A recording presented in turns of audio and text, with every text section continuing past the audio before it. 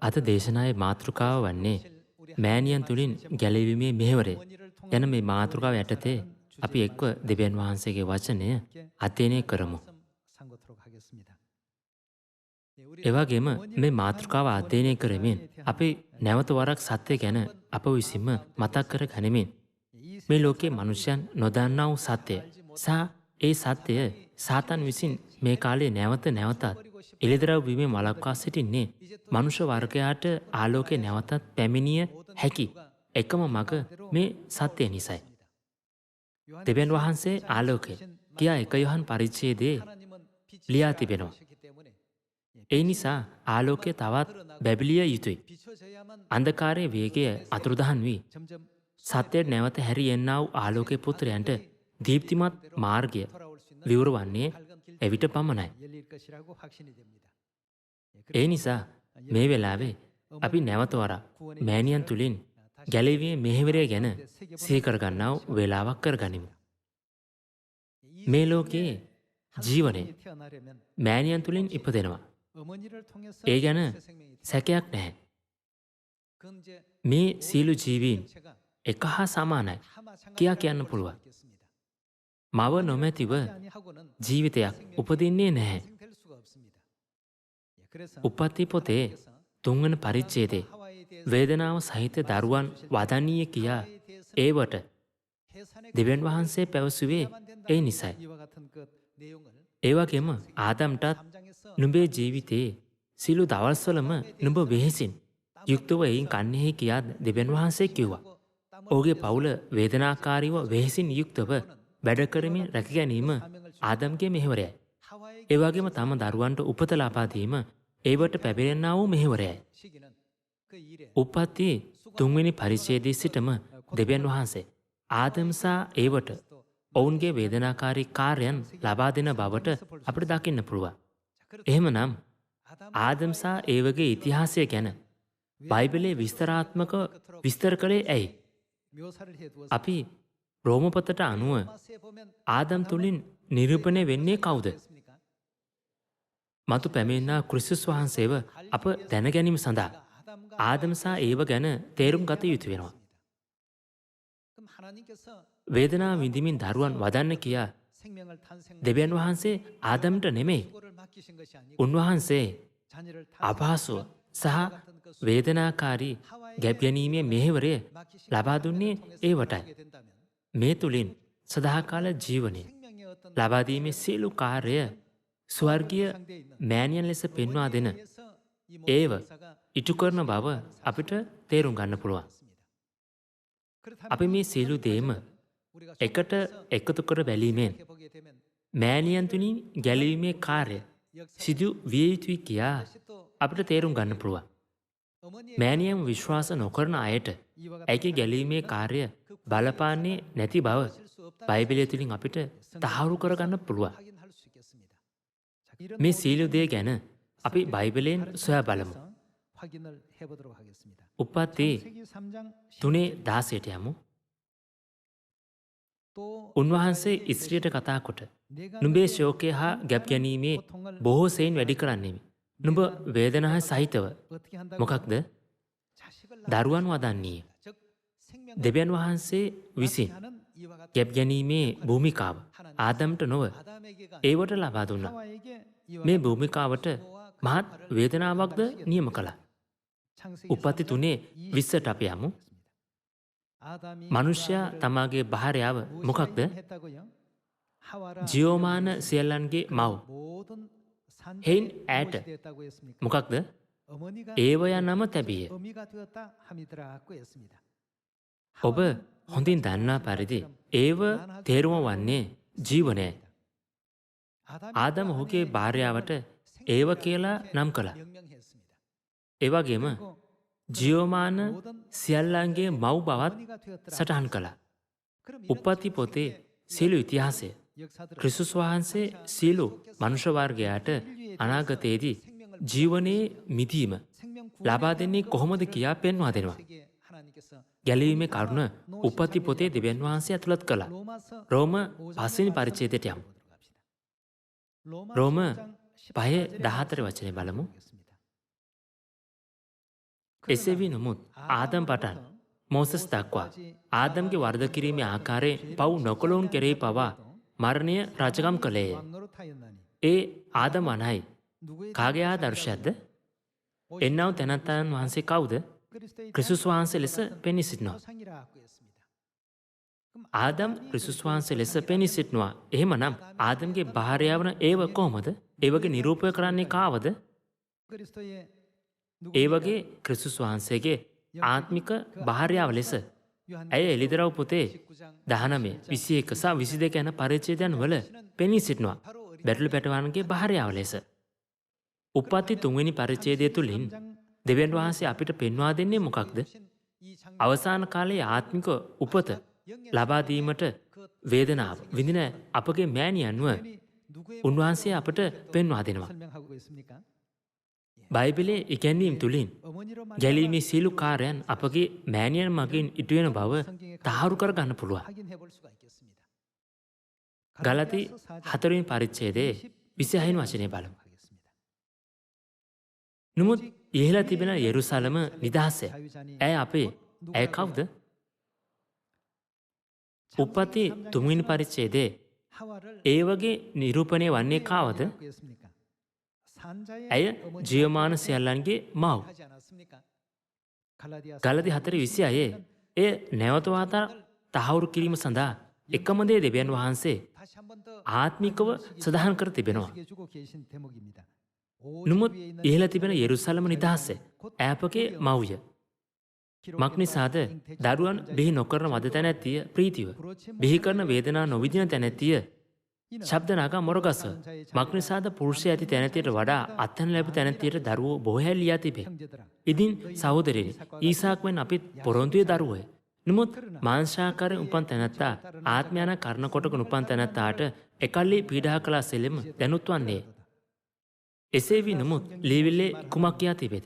දාසිය සහ ඇගේ පුත්‍රයාත් පිටතට දමන්න. මක් නිසා දාසියගේ පුත්‍රයාට නිර්දාසිගේ පුත්‍රයා සමග උරුමය නොලැබෙන්නේ යනුයි. එබැවින් සහෝදරයනි, අපි දාසියකගේ නොව නිර්දාසියගේ දරුවෝය. මෙලෙස සටහන් වෙනවා. නමුත් ඉහළ තිබෙන යෙරුසලම් නිදහසය. ඈ කවුද? ඈ අපගේ මව්ය. අපි උප්පත්ති 3 වන පරිච්ඡේදය සහ රෝම 5 වෙනි පරිච්ඡේදය සංසන්දනය කර බලන විට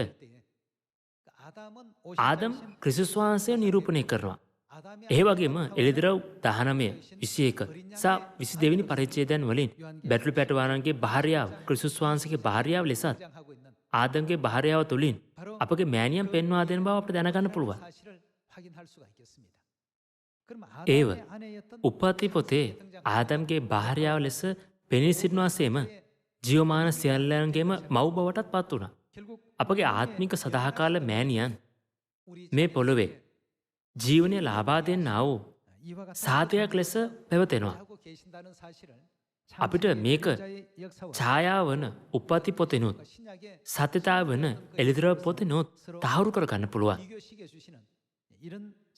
1 කොරින්ති 15 වෙනි පරිච්ඡේදයට අපි යමු.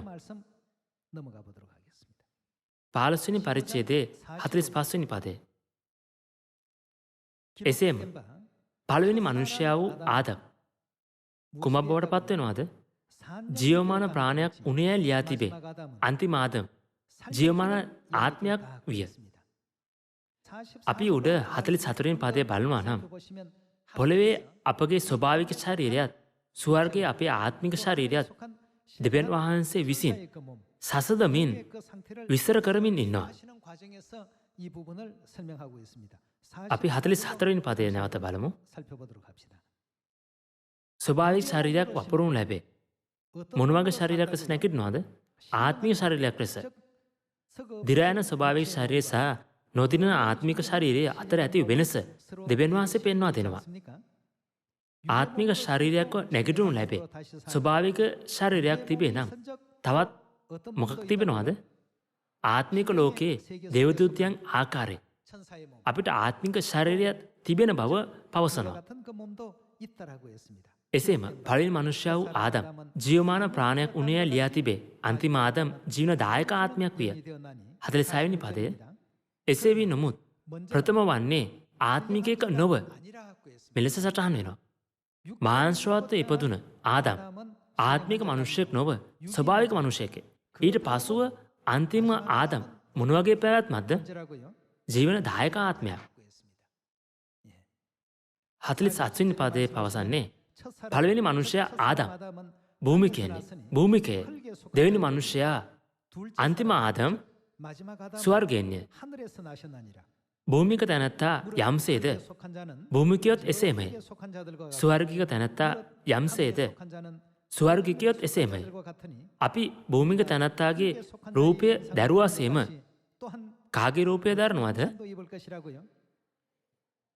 අපි අනිවාර්යෙන්ම ස්වර්ගයේ ආත්මික ශරීරය පැළඳ ගන්න බව එයින් පවසනවා.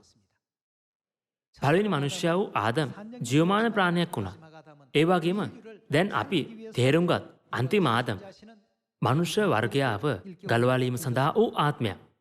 දිගටම කියනවා නම් පළවෙනි ඉස්රේව් ඒව ජීවමාන ප්‍රාණයක් වුණා. නමුත් අන්තිමේව මේ ලෝකයේ ජීවනය ලබා ගැනීම සඳහා පැමිණෙන බව 1 කොරින්ති 15 වෙනි පරිච්ඡේදයේ ඉගැන්වීම් තුලින් අපිට මෙය තහවුරු කර ගන්න පුළුවන්. එළිදරව් 22:17 තුල අන්තිම ආදම් සහ අන්තිම ඒව මනුෂ්‍ය වර්ගයාව මුදවන්නේ කොහොමද කියන දේ අපි සොයා බලමු. එළිදරව් 22:17 බලමු. ආත්මයන් වහන්සේද මනමාලිද එය පියතිබෙන් වහන්සේ සහ මව්තිබෙන් වහන්සේ එන්නයි කීති. ආදම් සහ ඒව තුලින් අපි බැලුවොතින් අපිට අන්තිම ආදම් සහ ඒව එන්නයි කීති. අසන්නාද එන්නයි කියාවා. පිපාසයත්තාද ඒවා. කැමති කෙනෙක් ජීවන වතුර නොමිලේ ගනීවා කියා පවසනවා. උපති 3 වෙනි පරිච්ඡේදයේ දෙවියන් වහන්සේ විසින් ආදම්ට භූමිකාවකොත් ඒවට තවත් භූමිකාවකුත් ලබා දී තිබුණා. උපති 3 වෙනි පරිච්ඡේදයේ ආදම්ගේ භූමිකාව වූයේ මහන්සි වී වැඩ කරමින් තමගේ පවුල රැක ගැනීමයි. ඒ වගේම අනිත් අතට ඒ වගේ භූමිකාව වුණේ දරුවන්ට උපත ලබා දීමයි. එහෙමනම් අන්තිම ආදම් සහ ඒ වගේ භූමිකාව වෙන්නේ මොකක්ද? අන්තිම ආදම් වූ පියාණන් විසින් මේ පොළේ උන්වහන්සේගේ නැති වූ දරුවන් සොයීම සඳහා අලුත් කිවිසීමේ සත්‍ය නැවත පිහිටුවීමේ භූමිකාව වුණා නම් ඒ වගේම අන්තිම ඒව වූ ස්වර්ගීය මෑණියන් ජීවනයේ සත්‍ය සමගින් ඇගේ අවසන් දරුවන්ට ආත්මික උපත ලබා දෙන්නා වූ භූමිකාව කරමින් සිටිනවා. මේ භූමිකාව සඳහා මෑණියන්ට මහත් ශ්‍රමයක් සහ වේදනාවක් නියම වෙන බව අපට තේරුම් ගන්න පුළුවන්. අප එක් එක්කෙනාට ජීවනය ලබා දීමට මෑණියන් දරනා වූ ශ්‍රමය සහ වේදනාව සුළු දෙයක් නෙමෙයි. පුදුමාකාර ප්‍රතිඵලයක් ළඟා කර දීම සඳහා මෑණියන් ආත්මිකව දරු ප්‍රසූතියේදී දරනා වූ වේදනාව කෙතරම්ද කියා අප සිතිය යුතුයි. හැම කෙනෙක්ටම ගැලවෙන්න පුළුවන් ස්වර්ගයේ මෑණියන් වෙතට හැරුණොතින් පමණයි. එන්න මව්දෙවියන් වහන්සේට හැරි ඇකින් ජීවන වතුර ලබා ගන්න කියා පැවසීම අපගේ යුතුයකමයි. මෑණියන් තුලින් ගැලවීමේ කාර්යය සම්බන්ධයෙන් එළිදරව් 19 වෙනි පරිච්ඡේදයේ විස්තර කර ඇති තවත් විස්තර අපි සොයා බලමු. 7 වෙනි පදය බලමු. හලෙලූයා. අපි අතිශයින් ප්‍රතිසන්තෝෂයෙන් උන්වහන්සේට ගෞරවය දෙමු. මක්නිසාද බැටළු පැටවාණන්ගේ සර්ව මංගල්‍ය පැමිණියේ. උන්වහන්සේගේ භාර්යාවද සූදානම්ව සිටිනී යනුයි. මෙතන කාගේ සර්ව මංගල්‍ය ගැන කියනවද? ඒ බැටළු පැටවාණන්ගේ සර්ව මංගල්‍යයි. බැටළු පැටවාණන් කවුද? බැටළු පැටවාණන් දෙවිනුවර පැමිණෙනා වූ ක්‍රිස්තුස් වහන්සේ. එහෙමනම් ඔබට තනියම විවාහ වෙන්න පුළුවන්ද? බැහැ. ඔබට විවාහ වෙන්න සහකාරයක් අවශ්‍ය වෙනවා. ඔබට මනමාලියක් අවශ්‍ය වෙනවා. මනමාලියක් නැතිව බැටළු පැටවාණන්ට තනිව විවාහ වෙන්න බෑ. මව්දෙවියන් වහන්සේ ප්‍රතික්ෂේප කිරීම කෙතරම් ආඥානද කියා මේ සර්ව මංගල්‍ය යන වචනේ විස්තර කර දෙනවා. මනමාලියා විතරක් ඉන්න විවාහයක් ගැන ඔබ හිතන්න. ඔව් මංගල්‍ය ශාලාවට තනියම ගිහිල්ලා තනියම පැමිණෙනවා. මං කිව්වා වගේ මංගල්‍යයක් නම් ඔබලා දැකලා නැතුව ඇති. ඒ වගේ දෙයක් වෙන්න බෑ. ලීලා තියෙන විදියටම ප්‍රඥාවන්තයන්ගේ ප්‍රඥාව නැතිව යනවා. නැනවතුන්ගේ නුවණ සැඟවී යනවා. එය තේරුම් ගන්න ඊට පහසු වුණත් දෙවියන් වහන්සේ අපිට ඉංගියක් ලෙස සරණ මංගල්‍ය යන වචනය ලබා දුන්නත් දෙවියන් වහන්සේ එකම දෙවියන් වහන්සේ එකම ගැලුම්කරුව එකම ක්‍රිස්තුස් වහන්සේ සරණ මංගල්‍ය ඇතුළ වෙනවා කියා මනුෂ්‍යයන් හිතනවා. කෙතරම් හාස්‍යජනකද? ඒ නිසායි ඔවුන් හිතන්නේ ඒ කවුරුන් කියලාද? මක්නිසාද ප්‍රඥාවන්තයන්ගේ ප්‍රඥාව නැති වෙනවා. නැනවතුන්ගේ නුවණ සැඟවී යනවා. ඔබට සරණ මංගල්‍යයට ආරාධනා කළොත් කොහොමද? මනමාලිය කවුද කියලා ඔබ හිතන්නේ නැද්ද? ඔබට දැනගන්න උවමනාවක් නැද්ද? සහෝදරයනි, මනමාලිය ගැන හිතන්න. නමුත් මේ බැටළු පැටවානන්ගේ සරණ මංගල්‍ය තුල මනමාලයා කවුද කියලා අපි දන්නවා. එහෙමනම් ස්වභාවිකවම තවත් කවුරුන් ඉන්න ඕන කියලා අපි හිතනවාද? මනමාලියත් සිටිය යුතුයි කියලා අපිට වටහා ගන්න පුළුවන්. ඒ නිසා එළිදරව් 19 වෙනි පරිච්ඡේදයේ බැටළු පැටවානන්ගේ සරණ මංගල්‍ය පැමිණියේ කියා දෙවියන් වහන්සේ පවසනකොට ඒ ආදම්සා ඒ වගේ පැවැත්ම ගැන විස්තර කරන ක්‍රමයක් වෙනවා. 19 වෙනි පරිච්ඡේදයේ 7 වෙනි පදයේ බලමු. හල්ලෙලූයා, අපි අතිශයින් ප්‍රතිසන්තෝෂ වෙමු. උන්වහන්සේට ගෞරව දෙමු. මක්නිසාද බැටළු පැටවානන්ගේ සරණ මංගල්‍ය පැමිණියේ? උන්වහන්සේගේ භාර්යාව මොකක්ද? බැටළු පැටවාන වන ක්‍රිස්තුස් වහන්සේ සමග යේසුස් වහන්සේගේ මනමාලියේ සිටිනවා. ආදම එන්නව තැන් වහන්සේ ආදර්ශයක්. ඒ වගේම ආදම් ඔහුගේ භාර්යාවන ඒව සමග සිටිනවා. ආත්මික ලෝකයේදී පියාණන්ගේ භාර්යාවන මනමාලිද සිටිය යුතුයි. අපි මේ ගැන ආදම්සා ඒව තුලින් තේරුම් ගත්තා. 1 කොරින්ති 15 සහ රෝම 5 වෙනි පරිච්ඡේදයේ අපිට නැවත නැවතත් පැහැදිලි කර දෙනවා. භාර්යාව සූදානම් සිටින යනුයි. 8 වෙනි පදය. දීප්තිමත් වූ පවිත්‍රෝ සීන් වස්ත්‍රයෙන් පැළඳෙන්නට ඈට ලැබුණේ. සීන් වස්ත්‍ර නම් ශුද්ධවන්තයන්ගේ ධර්මිෂ්ඨ ක්‍රියාය. 9 වෙනි පදය බලමු අපි. තවද බැටළු පැටවානන්ගේ සරණ මංගල්‍ය කෑමට කැඳවන ලද්දෝ වාසනාවන්තයෝ ය කියා ලියන්නේ ඔහු මට කීවේ. මේවා දෙවියන් වහන්සේගේ සැබෑ වචනයයිද? ඔහු මට කීවේ මම ඔහුට නමස්කාර කරන පිණිස ඔහුගේ පාමුල වැටුණෙමි. එළිදරව් 19 වෙනි පරිච්ඡේදයේ බැටළු පැටවානන්ගේ සරණ මංගල්‍ය බැටළු පැටවානන්ද සෝදානම සිට මනමාලිද අපිට දැක ගන්න පුළුවන්. ඒ වගේම කැඳවන ලද අමුත්තන්ද සිටිනවා. කැඳවන ලද්දෝ ආශ්‍රද ලද්දෝ කියත් බයිබලයේ පවසනවා. මනමාලිය සහ අමුත්තෝ සියල්ලන්ම සූදානම්. අපි නැවතත් මනමාලිය ගැන සොයා බලමු. එළිදරව් 21 වෙනි පරිච්ඡේදය. මනමාලිය ජීවනය ලබා දෙන්නව භූමිකාව දරා සිටිනවා. මේ අපිට ඊටාම වැදගත් කරුණක් වෙනවා. මෑණියන් තුළින් ඇති ගැලවීමේ කාර්ය ගැන අපි ස්ථිර ඇදහිල්ලක් ඇති කරගෙන මනුෂ්‍යන්ට විශ්වාසයෙන් යුතුව දේශනා කරන අපි විය යුතුයි. එළිදරව් 21 9 අපි බලමු. අන්තිම පීඩා සත සහ පාතරා සත දැරු දේවදූතයන් 7 දෙනාගෙන් එක්කෙනෙක් ඇවිත් මා සමග කතා කොට මෙහි එන්න. බැටළු පැටවානගේ භාර්යාව වන මනමාලිය නුඹට පෙන්වන්නේ මේ කීවේ. මම ඔබට මනමාලිය පෙන්වන්නම් කියාහි පවසනවා නේද? ඔහු මහත් වූ උස්සූ කන්දකට ආත්මයන්ගේ අනුභවයෙන් මාගෙන ගොස් ශුද්ධ නුවර යෙරුසලම දෙවියන් වහන්සේගේ තේජස ඇතුව දෙවියන් වහන්සේ වෙතින් ස්වර්ගයෙන් බසිනා මට පෙන්වුවේ. ඇගේ ආලෝකිත අනර්කෝ මාණික්කයට සමානයි. එනම් පළඟුමෙන් පැහැදිලි සුවර කාන්ති ගලක් වගේය. මම නුඹට මනමාලිය පෙන්වන්නෙමි කියලා දේවදූතයා යොහන්ට පෙන්වුවේ මොකක්ද? දේවදූතයා යොහන්ට ශුද්ධ නුවර යෙරුසලම පෙන්වුවා. එහෙමනම් අවසානයේ යෙරුසලම නම් කවුද? ඇය බැටළු පැටවානන්ගේ කවුරු වෙනවද? මනමාලියයි. අතීතයේදී බැටළු පැටවානන් නුවරක් සමග විවාහ වෙන්නේ කොහොමද කියලා පුජ්‍යලෙක් මගෙන් ඇහුවා. ඒ වෙලාවේදී ඔහුට දෙවියන් වහන්සේ ගැන සම්පූර්ණ දැනීමක් තිබුණේ නැහැ. යොහන් බැටළු පැටවානගේ භාර්යාව කවුද කියලා බලාගෙන ඉන්නකොට ශුද්ධ නුවර යෙරුසලම පෙන්වුවා. බැටළු පැටවානන් නුවර සමග විවාහ වෙන්නේ කොහොමද කියලා ඒ පුජ්‍යලයා මගෙන් ඇහුවා නිසායි. අපිට තේරුම් කර දීම සඳහා බයිබලයේ එහි ඇතුළත් වී ඇති සියල්ල විස්තර කර දෙනවා. බයිබලයේ පදයන් එකිනෙක සම්බන්ධ වන පද තිබෙනවා කියලා අපි දන්නවා. යෙරුසලම පිළිබඳවත් සහකාර පදයන් බයිබලයේ තියෙනවා. සත්‍යය හොඳින් නොදන්නා නිසා යම් කෙනෙක් ඒ වගේ ප්‍රශ්නයක් අහනවා නම් කරුණාකර පුදුමයටපත් නොවේ. කරුණාවන්තව ඔහුට එය විස්තර කර දෙන්න. ඔබ බයිබලය ගැන නොදන්නවා නම් සමහර කලාවට ඔබටත් මේ වගේ ප්‍රශ්න පැන නගින්න පුළුවන්. ගලති 4:26 අපි බලමු. ඉහළ තිබෙන යෙරුසලම නිදහස ඈපගේ මව්ය. මීට පෙර බැටලොපැටවානාගේ භාර්යාව ලෙස පෙන්වුවේ මොකක්ද? ස්වර්ගයෙන් බසින යෙරුසලම පෙන්වුවා. එහෙමනම් යෙරුසලම කවුද? යෙරුසලම අපගේ මව් කියා එහි පවසනවා. නිගමනය ලෙස බැටලොපැටවානන් අපේ පියාණන්.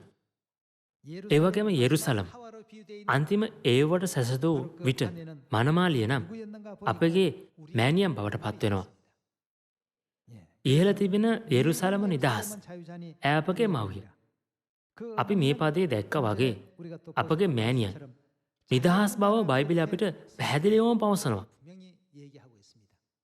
අපි නම් නිදහස් නැහැ. අපි පව්කාරයන් ලෙස ස්වර්ගයෙන් නිර්පා දැමුවා. පව්කරුවන්ව නිදහස් කියා විස්තර කරන්නේ නැහැ. ස්වර්ගයේ දෙවියන් වහන්සේ පමණක් සියල්ලෙන්ම එම නැත්නම් සෑම පාපයකින්ම නිදහස්. පටන් ගැනීමේ සිටම ඉහළ තිබෙන යෙරුසලම නිදහස. යෙරුසලම නිදහස් සහ ඇය අපගේ මව් කියා බයිබලය අපිට පවසනවා. ආදම් කෑම සඳහා දෙවියන් වහන්සේ ඔහුව වේදනාවෙන් යන්නට සැලැස්සුවා. ඒ ඔහුට ලැබුණා වූ භූමිකාවයි. නමුත් ඒව දෙවියන් වහන්සේ ඇයට වේදනාව සහිත දරුවන් වැදීමට සැලැස්සුවා. ඒ ඇයට ලැබුණා වූ භූමිකාවයි. අලුත් ජීවිතයක් උපදින කොයි වෙලාවක නමුත් අපේ නැවතු සහෝදර සහෝදරයන් නැවත හාමීම වෙනුවෙන් අපි ගොඩක් ප්‍රීතිමත් වෙනවා. නමුත් අපි මතක තබාගත යුතුයි දෙයක් තියෙනවා. ඇත්තෙන්ම අලුත් ජීවිතයක් ඉපදුන නිසා අපිට සතුටේ. ඒ සතුටුදායක දෙයක්. නමුත් අපිට මේ සතුට ලබා දීම සඳහා සෑම මොහොතකම ප්‍රචුත වේදනාව දරනව කෙනෙක් සිටිනවා. අපේ කවදාවත් අමතක නොකළ යුතුයි. මානසික ආදම්සා ඒව තුලින් ආත්මික ආදම්සා ඒව පිය දෙවියන් වහන්සේ සහ මව් දෙවියන් වහන්සේගේ භූමිකාව දෙවියන් වහන්සේ අපිට දැනුම් දුන්නා. ඒ නිසා දැන් මෑණිය නොමැතිව ගැලවීමේ කාර්යය ඉටු නොවන බව අපට තේරුම් ගන්න පුළුවන්. දෙවියන් වහන්සේ මානසික ජීවනය මානසික ආදම්සා ඒව තුලින් ලබා දුන්නා. ඒ වගේම දෙවියන් වහන්සේ විසින් ආත්මික ජීවනය ආත්මික ඒව වන ස්වර්ගයේ මෑණියන් තුලින් ගෙන ආවා. අපිට මෙය තේරුම් කර දෙන බව අපි නැවත වරක් මේ බයිබලය තුලින් තහවුරු කරගනිමු. උපතිය 3:16 වචනය. උන්වහන්සේ ඉස්ත්‍රියට කතා කොට නුඹේ ශෝකය සහ ගැප් ගැනීම බොහෝසෙන් වැඩි කරන්නෙමි. නුඹ මොකක්ද? වේදනාව සහිත දරුවන් වැදීම ඒ වගේ භූමිකාවයි. නුඹේ ආශාව නුඹේ පුරුෂයා කෙරේ වන්නේ. ඔහු නුඹ කෙරේ බලපවත්වන්නේ කීසේක. උන්වහන්සේ ආදම්ට කතා කොට නුඹේ භාර්යාවගේ හඬට හැවුම්කන් දී නොකන්ට මා අනකල ගහෙන් කෑ බැවින්. නුඹ නිසා භූමිය ශාපලද්දේ. නුඹේ ජීවිතයේ සියලු දවස්වල නුඹ වෙහෙසින් යුක්ත වෙයින් කන්නේ. ඒ නුඹට කටුද කොකුටද උපදවන්නේ. නුඹ වනේ පලා කන්නේ. නුඹ භූමියෙන් ගන්නා ලද බැවින් එයට හැරිය නැතේ. නුඹේ මුහුණේ දහඩියෙන් යුක්තව කෑම කන්නේ. මක් නිසාද නුඹ දූවිල්ලේ. දූවිල්ට හැරියන්නේ ඇයි කීසේක. මේ ආදම්ගේ භූමිකාව මොකක්ද? ඒ වේදනාව සහිතව මහන්සිය තමාගේ ආහාර ලබා ගැනීම. වෙනත් වචනයකින් කියනවා නම් ඔහුගේ පවුලේ ජීවනෝපාය සඳහා ආදම්ගේ කොටස වුණේ වේදනාව තුලින් පරිශ්‍රමයන් දරා මහන්සියෙන් වැඩ කිරීම. දෙවියන් වහන්සේ ඒවට දරු ප්‍රසූතියේ වේදනාව ලබා දුන්නා. ආදම් එන්නා වූ තැන් වහන්සේ ආදර්ශයක් ලෙස සිටිනවා. එය ප්‍රතිවිරුද්ධ නිරූපණයක්ද සපයනවා. යථාර්ථය තුළ ආදම් වූ එක් මනුෂ්‍ය තුලින් පාපේ පැමිණියා. ඒ වගේම එක පුජ්‍යලෙකු ක්‍රිස්තුස් වහන්සේ තුලින් මනුෂ්‍ය වර්ගයේ ජීවත් වීමේ මාර්ගය විවර වුණා.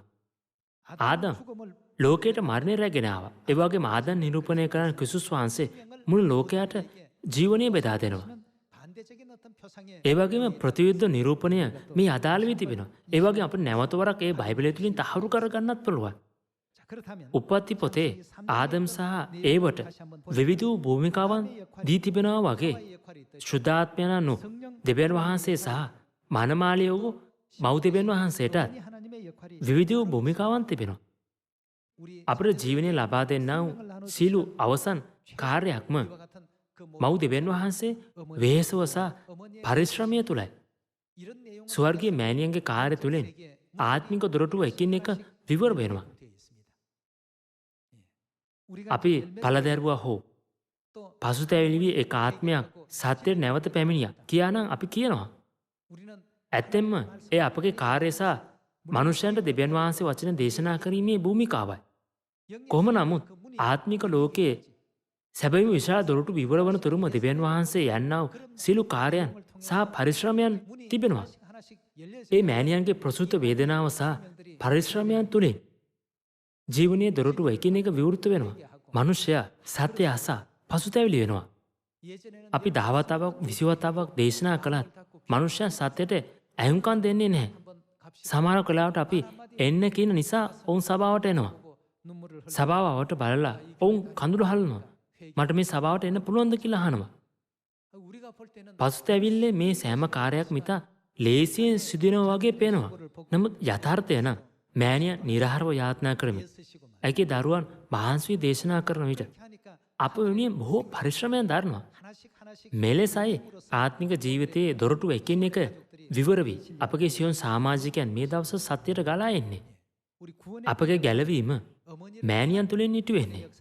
අපි මේ කරුණ නිතර මතක තබා ගත යුතුයි.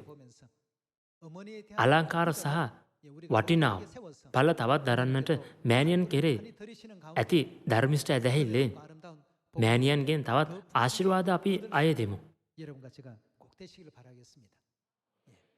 ගැලීමේ කාර්යය මෑණියන් විසින් සිදු කරනවා කියා බයිබලය දැනටමත් අපට පවසනවා. ඒ නිසා මේ මාර්ගය ප්‍රතික්ෂේප කරලා අපි වෙනත් මාර්ගයක නොයා යුතුයි. වෙනත් මාර්ග නැහැ. ඔබට වෙනත් ඵල දරන්නත් බෑ.